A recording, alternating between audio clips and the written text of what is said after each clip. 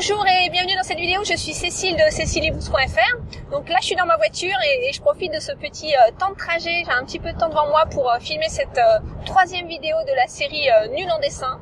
Et dans cet épisode, je voulais vous parler de la suite de l'illustration de mon livre et faire le lien avec le vôtre, puisque vous êtes peut-être dans la même situation que moi, à savoir que vous allez vite arriver à un point de blocage si vous ne trouvez pas une solution pour l'illustration.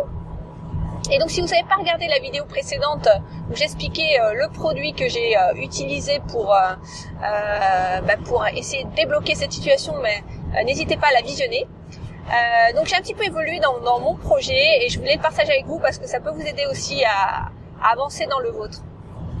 Donc si vous êtes nul en dessin ou si vous n'avez pas forcément de talent pour cette matière, forcément il y a plusieurs options qui s'offrent à vous assez évidentes. La première option, ça va être de prendre des cours de dessin.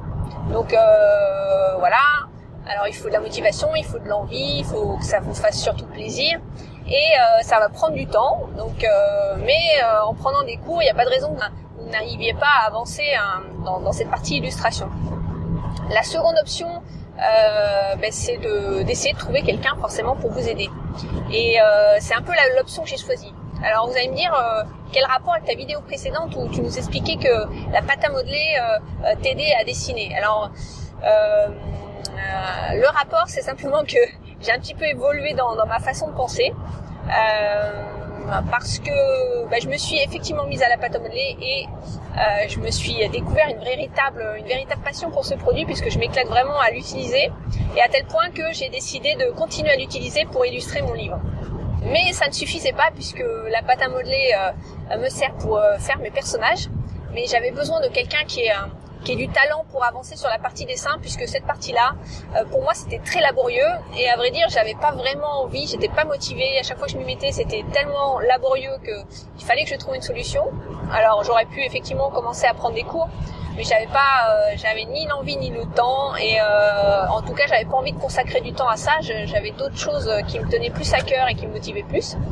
Donc c'est peut-être là où il faut trouver prendre la bonne décision, on va dire.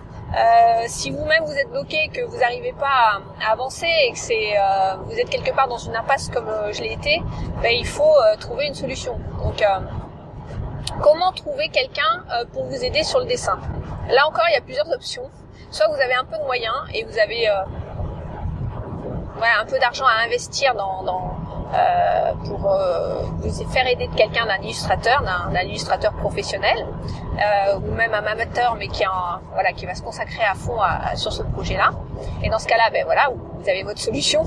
Moi, c'est pas mon cas. J'avais pas forcément envie d'investir de l'argent là-dedans, surtout que j'avais d'autres projets à côté comme le second blog sur lequel j'avance, sur lequel j'investis un peu d'argent. Ce que j'ai fait, c'est que j'ai trouvé en fait la solution grâce à un ami. Alors cet ami, il s'appelle Monsieur A. Alors je l'appelle Monsieur A parce que pour l'instant il est un petit peu réservé et il n'a pas forcément envie d'être exposé, ce que je peux tout à fait comprendre et que je respecte. Mais donc Monsieur A, il m'a enlevé une vraie épine du pied, puisque il m'a proposé d'illustrer mes histoires. Il travaille avec moi, donc il a un boulot à plein temps comme moi. Et il fait ça donc en dehors de ses heures de travail. Comme moi lorsque j'avance sur mon projet d'écriture ou de pâte à modeler. Et Monsieur A, il a un vrai talent, donc je suis ravie de travailler avec lui. On s'entend très très bien artistiquement et c'est très rigolo, on s'amuse bien. Et on avance à notre rythme, mais on avance. Et donc Monsieur A, à vrai dire, c'est un ami, mais je savais pas du tout qu'il dessinait jusqu'à ce qu'effectivement je commence à parler de mes projets. Alors ça, c'est quelque chose d'important, c'est que tant que vous n'avez pas en fait concrètement avancez vous-même dans vos écrits, tant que vous n'avez pas montré aux autres que vous êtes déterminé et sérieux dans ce que vous entreprenez, forcément vous n'êtes pas crédible et du coup les opportunités entre guillemets vont pas courir à votre porte, quoi.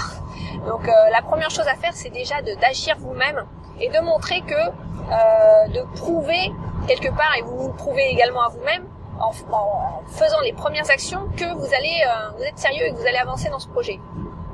Et je voulais partager ça avec vous parce que je me rends compte c'est dommage en fait qu'il y ait beaucoup de gens qui aient du talent pour écrire, mais qu'ils se retrouvent bloqués parce que ils ont besoin de quelqu'un et qu'à un moment ils vont pas savoir comment faire et vous êtes peut-être dans cette situation où vous savez pas comment vous y prendre, comment trouver quelqu'un.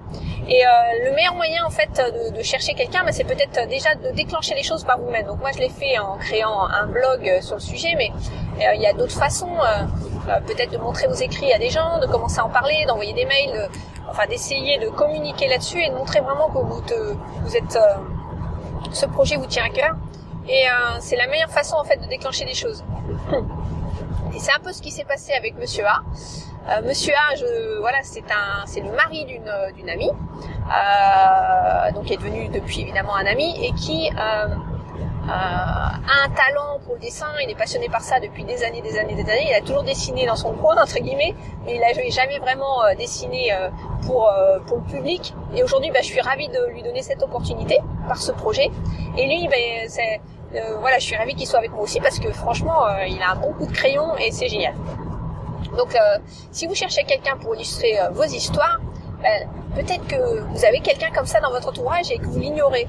Donc, la première chose que je vous invite à faire, c'est de commencer à en parler autour de vous et de creuser. Donc, c'est peut-être parmi vos amis, votre famille, parmi les amis de vos amis. Aujourd'hui, on a quand même des cercles de connaissances assez vastes. On s'en rend compte d'ailleurs quand on est sur les réseaux sociaux où très très vite on va être amis avec des gens, on savait même pas qu'on les connaissait. Donc creusez le sujet, diffusez l'information et voilà. Alors on va se poser aussi, vous allez me dire, la question de la rémunération. Alors ce qu'on a décidé avec Monsieur A, c'est que il serait rémunéré en fait sur les ventes du futur livre et non pas en amont. Donc il sera rémunéré une fois que le livre sera sorti. Mais c'est quelque part une preuve de confiance et c'est pour ça qu'il est important que vous agissiez en amont parce que c'est difficile de motiver les gens si vous-même vous n'êtes pas sûr de vous et que vous montrez pas que vous allez vraiment aller au bout du projet. Je vous invite vraiment à partager ça. Pour avancer. Merci de votre attention. N'hésitez pas à laisser un commentaire sous la vidéo pour me dire si vous êtes prêt à passer la main pour concrétiser votre projet. Et je vous dis à très très bientôt sur ceciliebooks.fr. Ciao!